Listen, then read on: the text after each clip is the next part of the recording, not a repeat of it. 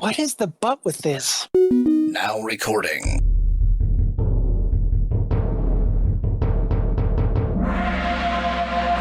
The following podcast may have adult humor, Swear words. innuendos of a adult nature. Making fun of me. That's a given. Everybody looks forward to that. But just know that you have been warned. Hey everybody, welcome back to the Blind Nights. I am one of your hosts, Richard, and with me as always... Jesse Roberts.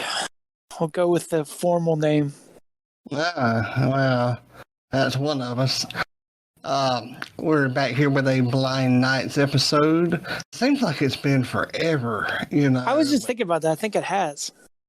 I know, we had a couple of characters on the podcast. Great podcast. I really enjoyed talking with Quinn and, what's his face?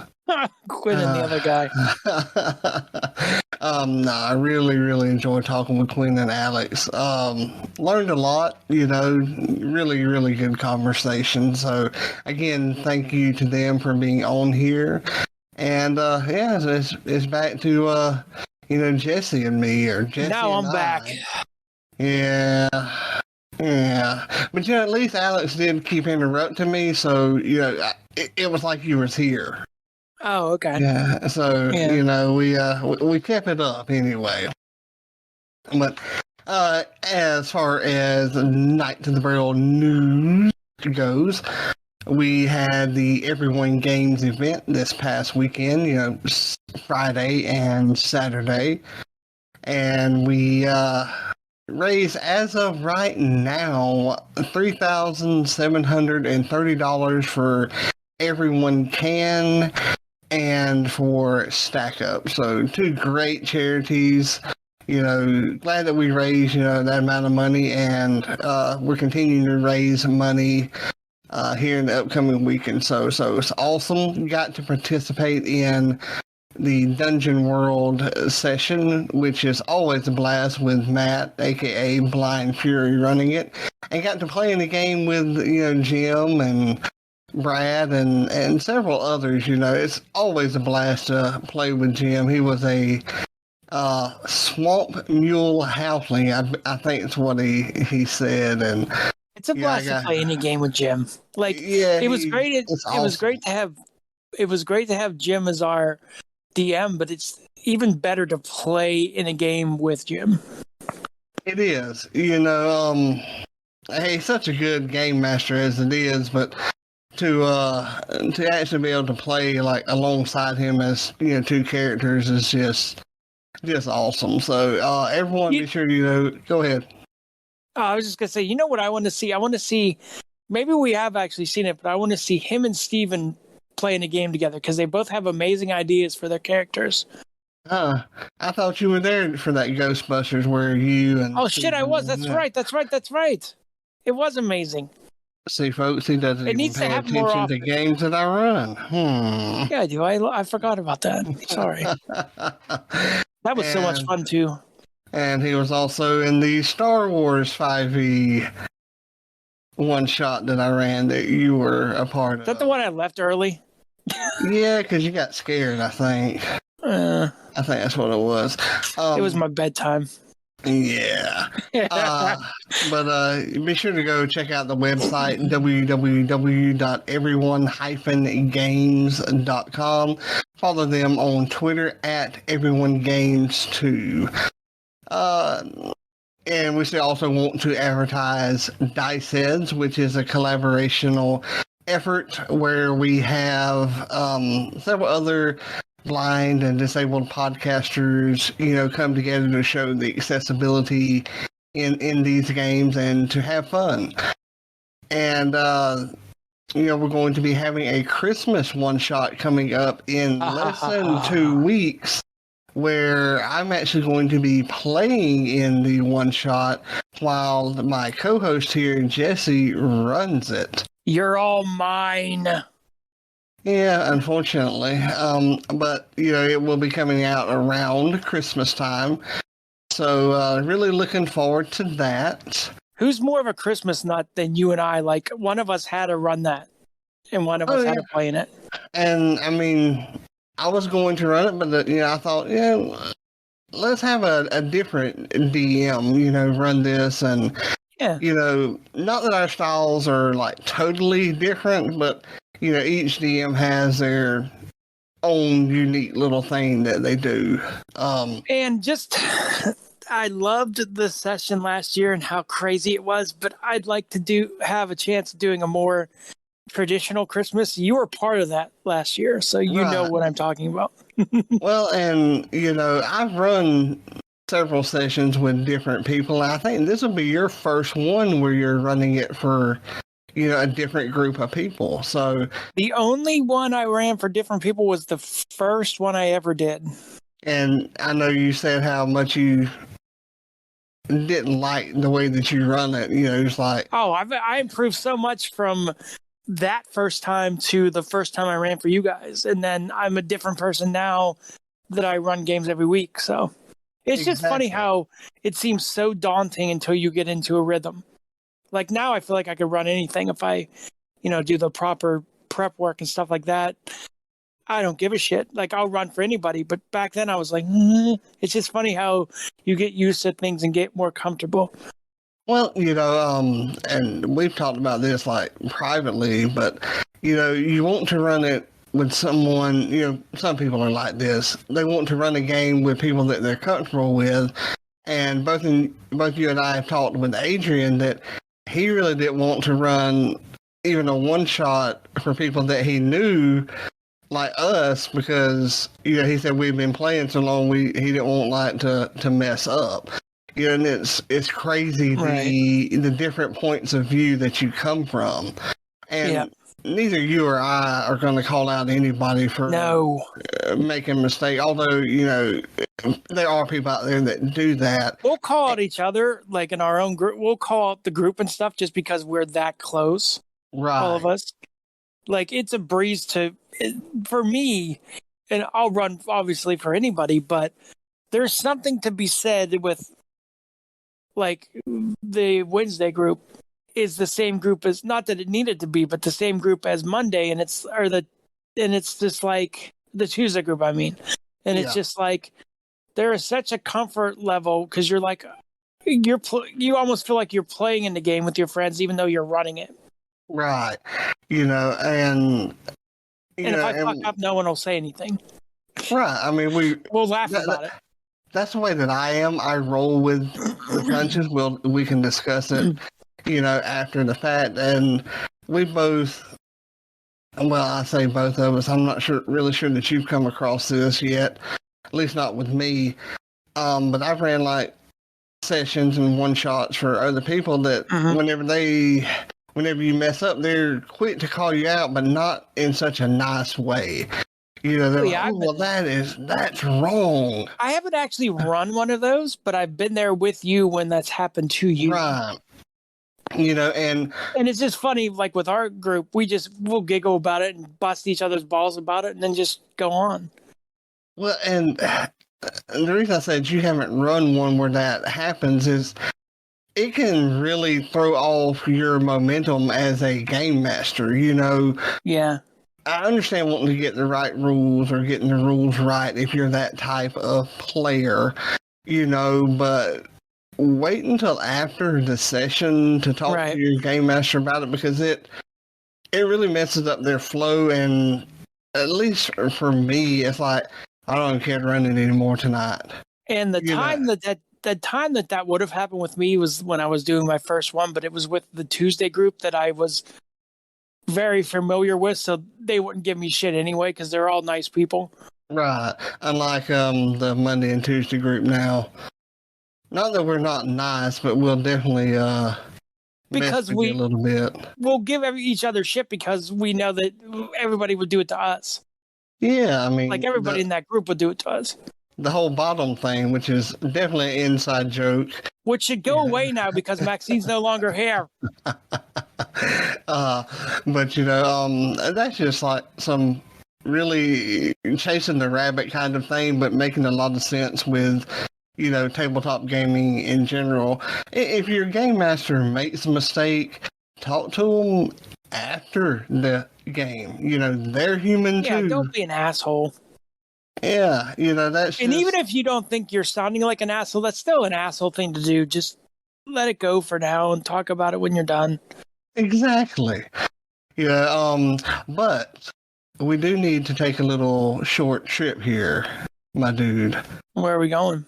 We're going to the Knights of the Braille library.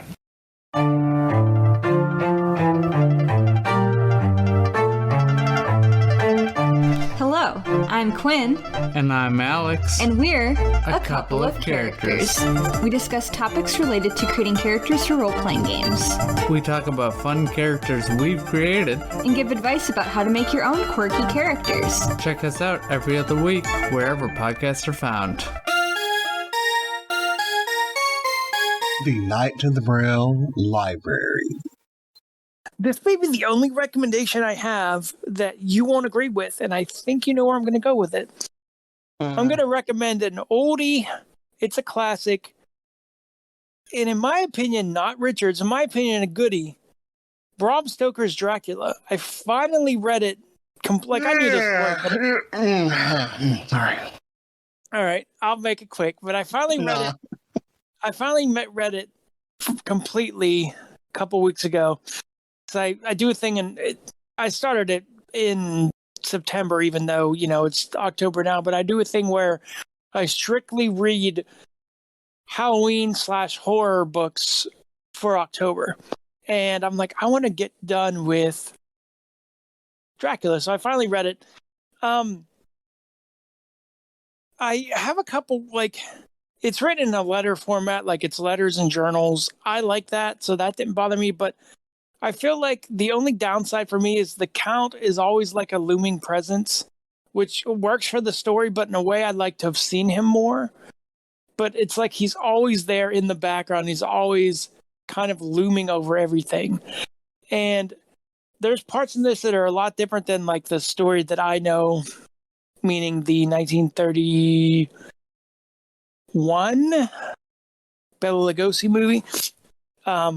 I need to go back and rewatch Bram Stoker's Dracula, the Francis Ford Coppola movie, because I think it's more faithful to the book. And there's actually a Dracula reimagining that's on Netflix now. It's like a 3-part miniseries I'm starting to watch. But Dracula overall, I'd say 4 stars, just because I just feel like the Count isn't featured enough. And a bonus recommendation, since we're talking along the same line, 4 stars for Frankenstein. I actually I finished it as well. I like the novel better than the movie even. I like the fact that Victor Frankenstein isn't just this evil mad scientist as he is in the film, that there's more to him in the book, and he's kind of you kind of feel for him, I feel like. Yeah, I've read both. It's not that it's not that I hate it. It's for the time period. I mean, it was very, very much out there. For nowadays, it's rather boring, and that's a problem that I come across with a lot of classics. Do you agree with me though that it felt like he was more of a side character than the main character, like the main focus, of the evil? He's always there, but he's not. We don't see him that much. If I can explain it this way, you would think by the name of the book he is to be the main character. Or the villain, at least. Yeah. Which he is, but he's not portrayed as that, and it's more like whenever I read, and I think this is really what bothers me more now that I think about it, it's like he was an afterthought in the book once it began to be written. Yeah, I could see that. And you don't think about him for a while, and then all of a sudden, he's standing there in the corner. And then he gets beat real easily, I feel like. Yeah, and Dracula should not be, really. Even the movie version of him is more. Yeah. What you think of? Excuse me. Bless you. What do you think of Dracula? And that's one of the problems that bothers me with the movie It. You know, it turned out to be a spider at the end. No, it should have been the clown the whole time, and he was really easily beaten. To me, that's just a problem that I have with it. I really liked Mary Shelley's Frankenstein. I remember reading it whenever I was in... It's just like it's so much more sad than like a horror. Well, think about it like this, Jesse. Or science fiction, I should say. It's not a horror book as in like modern day horror, slasher, killer, jump out scary kind of thing. Right. But think about it now that you've read it recently. It's more like a psychological horror to me. Because and that, I think, is why I like it. I like stuff like that. I love the book. I've read it, oh gosh, probably 4 or 5 times. I haven't read it recently. In fact, the last time that I actually did read it, I think I can still see it. So it's been a while, but I loved it. Like I said, I started reading it. The first time I do remember reading it was checking it out whenever I was in middle school, and we had a program called Accelerated Reader where you had to read and, take a test, answer the questions, and you got points. You had to get so many of them. Mm-hmm. Well, I picked it out because it was worth a lot of points and, read it, I think, in 3 days. Yeah. And like I said, I've read it probably 4 or 5 times since then. So I love the book. It really makes me want to go back and read it again. Yeah. I love it.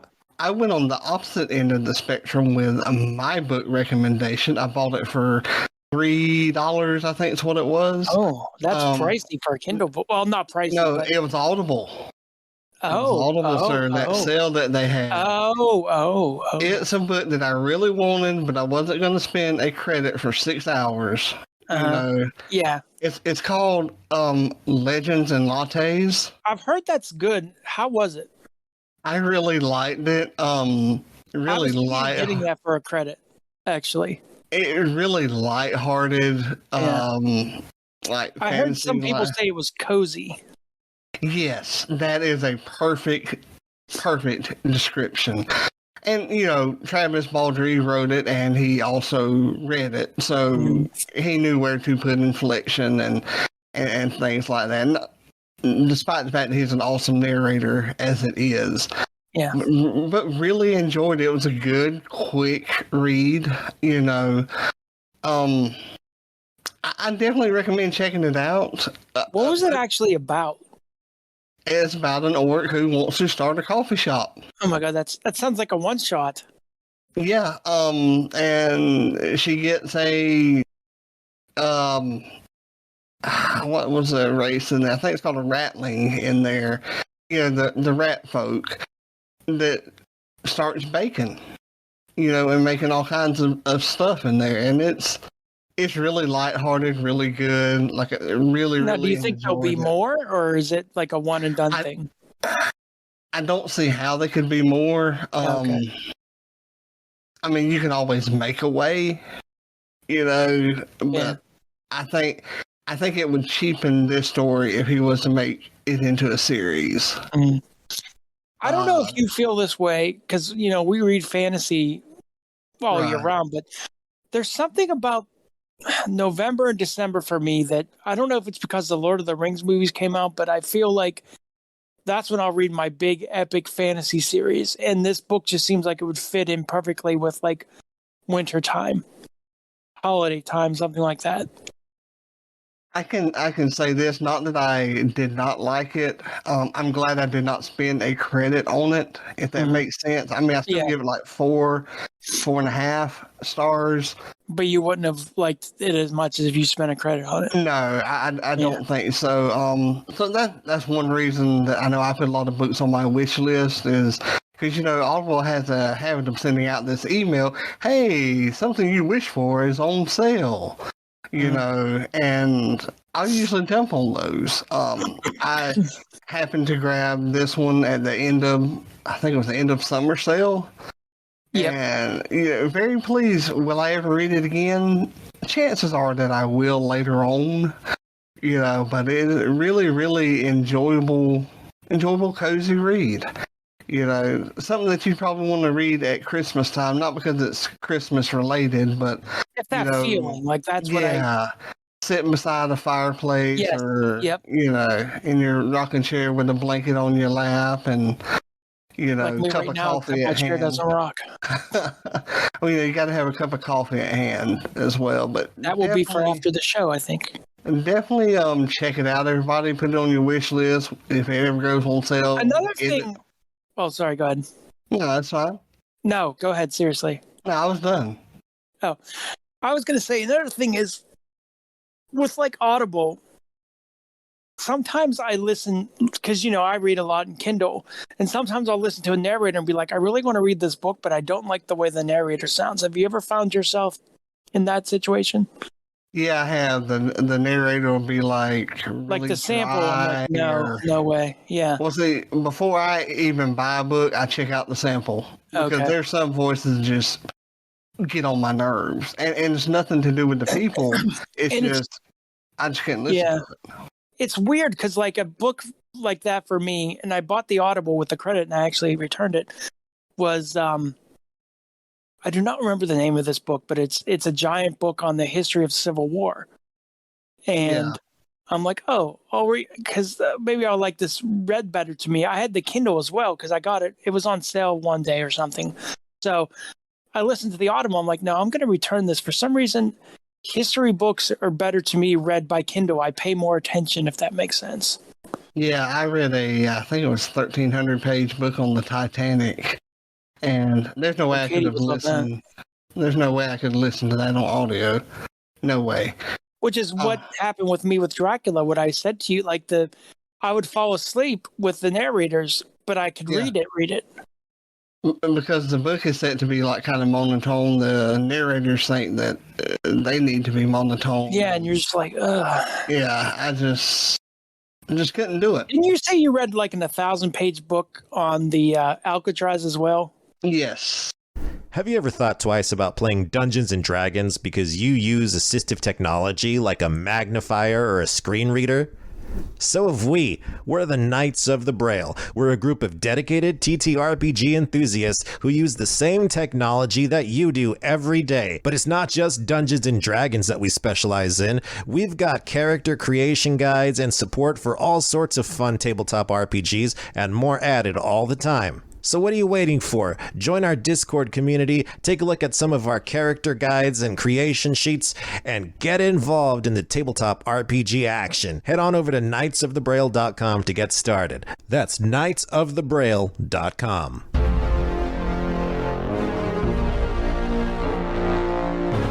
The creature feature. The creature has an AC of 12. It's really weak, don't you think? Easily but I feel there's a but. It only has 2 HP, though, Jesse. Oh, there has to be a but, though. There has to be with you. There has to be. You want to guess the challenge rating? 4. How about 0? Oh my God! Why did you pick this?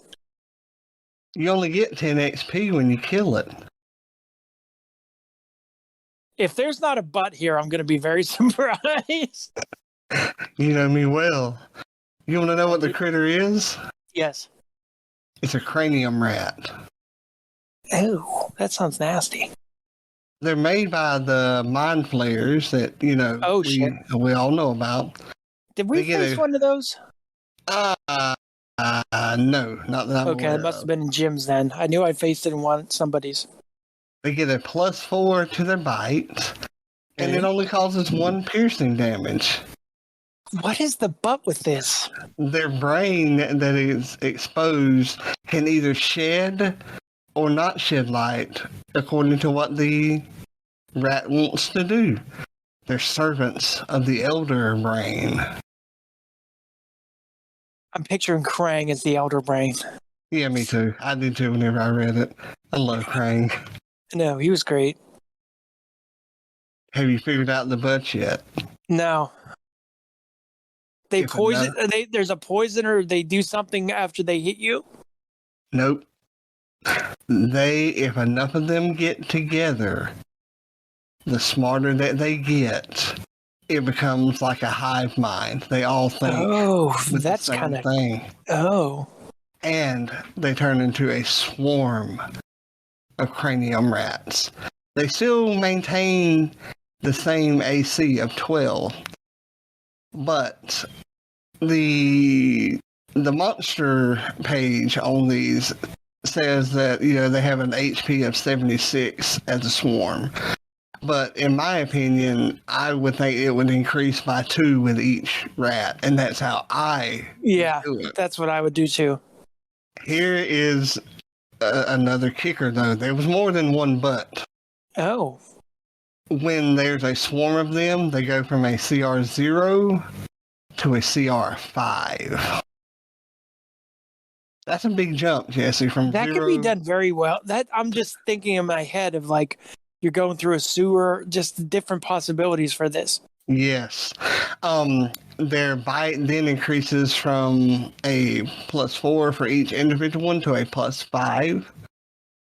And here is the third but. Instead of it being 1 piercing damage, it goes up to 14 piercing damage. We're going to face these, aren't we? Are you ready for another but, Jesse? Oh, God, there's an... Okay, all right. Whenever there's a swarm of them, they can cast spells. Oh, boy. So you did exactly what I did whenever I was reading it. You're like, wait, what? Wait, what? This is weak. What? This is weak. Yeah, it's like, this is weak. This is weak. This is sweet. Yeah, this is not weak. Yeah. Can you imagine, though, and you started talking about it, the different aspects that you can use it? The Elder Brain can use them as spies. You can also use the Cranium Rat to send thoughts to your players, making them feel like hunger and things that, the like way that. I'm thinking about it is like you're in a sewer wherever you are and you kill like 2 of them. You're like, oh, that must be it. And then this giant freaking wave of these things just attacks. It's like the Rat King on crack. Yes. It's the Rat King if he was like in an R-rated movie or something instead of a kid's show. Yeah. I mean, the options are just phenomenal. And say you kill the swarm. Is that the only swarm? I don't think so. And I don't, just on a side note, I don't know if you felt this way, but I always was creeped out by the Rat King. Yeah, he was kind of creepy. I was more creeped out by Casey Jones just because of his voice. What? Yeah, his voice, man. Hey, punk. I mean... I don't even really remember his voice from the cartoon much. Casey Jones had some mental issues. But, that... I loved him because he had a hockey stick. Oh, yeah. I mean, he was awesome. But the Cranium Rat, so many options there. Yeah, I mean, you can continue flooding the players. You could even do something where, like, there's a swarm, but then the mother of the hive or whatever comes in. You could engineer your own, like, giant fucking rat creature. Right. And like I said, they're servants of the Elder Brain, so let's just say you fight 300 of these things, you still have to fight the Elder Brain. Yeah. Now, is the Elder Brain also a creature in the book, or? Oh, yes. Okay. And how gnarly is it? I don't know. We may look at that in a couple of weeks when we get to the letter E. Next week will be the letter D, so we'll see what devious things are in the book there. You're probably going to make it be a Durgar. That's a playable race now, too. So yeah, I know. It can't be that. It could be. There's evil ones. But I want to thank everybody for listening. Thank you for tuning in. Thank you for all that you do. Please be sure to like, share, and subscribe. And Is there anything else, Jesse? Like, find us on Twitter, like at Braille Nights, and if you can find me on Twitter at the Jesse B83. You can find Richard on Twitter at Braille Nights. This episode is brought to you by the Knights of the Braille and is made possible through the support of viewers such as you. Please remember to like, share, and subscribe to get all of the latest information and episodes. Thank you.